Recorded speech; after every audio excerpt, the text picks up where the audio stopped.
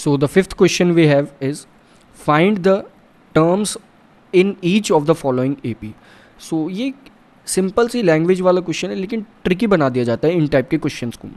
ये कहा गया कि हमें एक AP गिवन है, लाइक हमें यहाँ पर एक अर्थमेटिक प्रोग्रेशन दिख रहा है, यहाँ पर जो AP हमारे पास है इसमें हमें ये बताना है कितनी टर्म्स हैं। लाइक अगर हम इस AP को देखें तो ये तो एक तरह से फर्स्ट टर्म हो गई, यानी कि हम इसे कह सकते हैं कि ये A1 है, ये सेकंड टर्म है हमारे पास, ये थर्ड टर्म है हमारे पास, और ये हमारी लास्ट टर्म है। इसे हम AL या फिर एक तरह से AN कह सकते हैं। हमें ये नहीं पता कि कौन सी टर्म है, हम नहीं कह सकते कि फिफ्थ टर्म है, सिक्स टर्म है, कौन सी टर्म है, लेकिन ये लास्ट वाली टर्म है, हमें ये ज़रूर पता है। तो यहाँ से हम अगर ये कैलकुलेट कर ले कि ये जो n है इसकी वैल्यू क्या है, तो हम बता सकते हैं कि ये कौन सी टर्म है, और हम फिर ये क्लियरली कह सकते हैं कि हाँ इस AP में इतनी टर्म्स होंगी। सो स्टार्ट करते हैं। यहाँ पर हमें क्या क्या पता चल रहा है, डायरेक्टली दिख रहा है, उसी से स्टार्ट करेंगे। लाइक अगर हम देखें तो A हमारे पास यहाँ से क्लियरली दिखेगा हमें 7 है, AN हमारे पास है यहाँ से 205।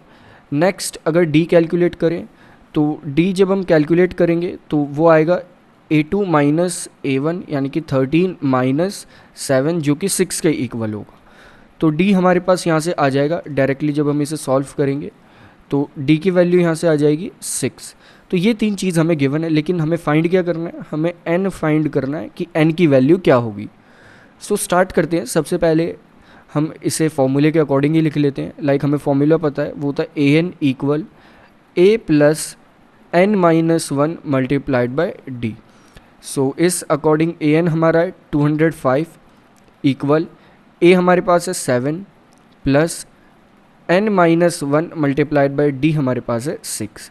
नेक्स्ट हम 7 को लेफ़्ट साइड शिफ्ट कर देंगे तो ये नेगेटिव वैल्यू हो जाएगी और सब्ट्रैक्ट हो जाएगी। तो 205 में से 7 जब सब्ट्रैक्ट होगा तो हमारे पास आ जाएगा यहाँ पर 198 equal n minus 1 multiplied by 6। इसे हम लिख देंगे n माइनस 1 इक्वल 198 अपॉन 6, और 198 को जब हम 6 से डिवाइड करेंगे तो डायरेक्टली हम कहें तो एक तरह से यहाँ पर जो वैल्यू है वो आ जाएगी n माइनस 1 की 33। तो हम कह सकते हैं यहाँ से कि n माइनस 1 जो है वो इक्वल होगा 33 के, और माइनस 1 जब राइट हैंड साइड शिफ्ट हो जाएगा तो पॉजिटिव वैल्यू हो जाएगी और 33 में ऐड हो जाएगी। तो n की जो वैल्यू है वो हो जाएगी यहाँ से 34। सो एक तरह से हमने यहाँ पर n कैलकुलेट कर लिया, और n ही वो लास्ट टर्म है, यानी कि जो 205 है एक तरह से ये 34th टर्म है।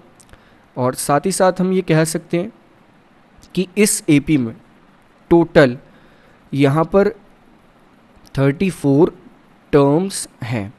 नेक्स्ट अगर हम क्वेश्चन देखें इसी का सेकंड पार्ट, तो वो भी एक तरह से सेम ही कंसेप्ट से हम सॉल्व करेंगे। लाइक सेकंड पार्ट में जो हमें AP गिवन है उसे अगर हम देखें तो उसमें पहली टर्म है 18, नेक्स्ट है 15 1/2 कॉमा 13 कॉमा इसी तरह माइनस 47।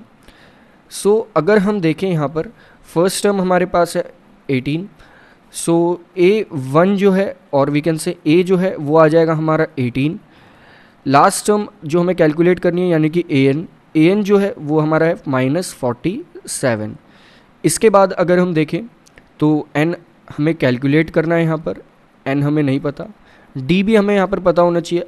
तो D जब हम कैलकुलेट करेंगे तो D होता है हमारा एक तरह से A2 माइनस A1। सो यहाँ पर आ जाएगा हमारा 15 1/2 माइनस 18, और एक तरह से जब हम इसे सॉल्व करेंगे तो डायरेक्टली हम इसमें से लाइक 15 1/2 में से यानी कि 15.5 में से 18 को सब्ट्रैक्ट करेंगे तो ये आएगा -5/2। सो D हम यहाँ से कैलकुलेट कर लेंगे -5/2, या फिर हम इसे D को -2.5 भी लिख सकते हैं। सो हम कह देंगे कि D जो है हमारा वो इस केस में हो जाएगा, डायरेक्टली हम इसे 2.5 ही लिख देंगे। तो D जो है वो हो जाएगा -2.5, क्योंकि 5/2 यानी कि 5 का हाफ जो होता है वो 2.5 ही होता है। तो इस केस में जब हम फॉर्मूला देखेंगे तो वो होता है A plus n minus 1 multiplied by D, यानी कि AN equal A plus n minus 1 multiplied by D। हमें सारी वैल्यूज़ पता है, लाइक हमें AN पता है, यहाँ पर A पता है, D पता है, लेकिन n नहीं पता हमें n क्या होगा।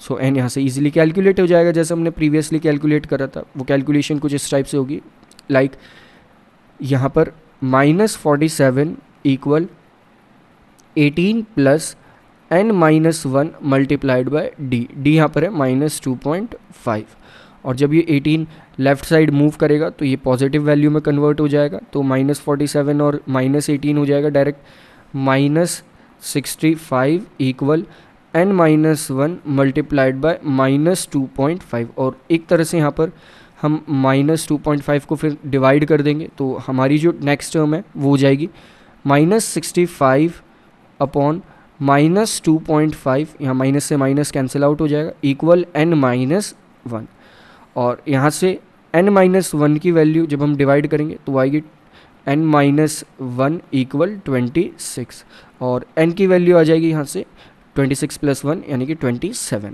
सो इस केस में जो नंबर ऑफ टर्म्स हो जाएंगी वो हो जाएंगी 27, विच मीन्स जो ये -47 है ये 27th टर्म है। जैसे हमें ये पता था कि ये फर्स्ट है, ये सेकंड है, ये थर्ड है, और ये हो जाएगी हमारे पास 27th टर्म, और 27th टर्म ही इस एपी की लास्ट टर्म है, तो इस एपी में टोटल 27 टर्म्स ही होंगी।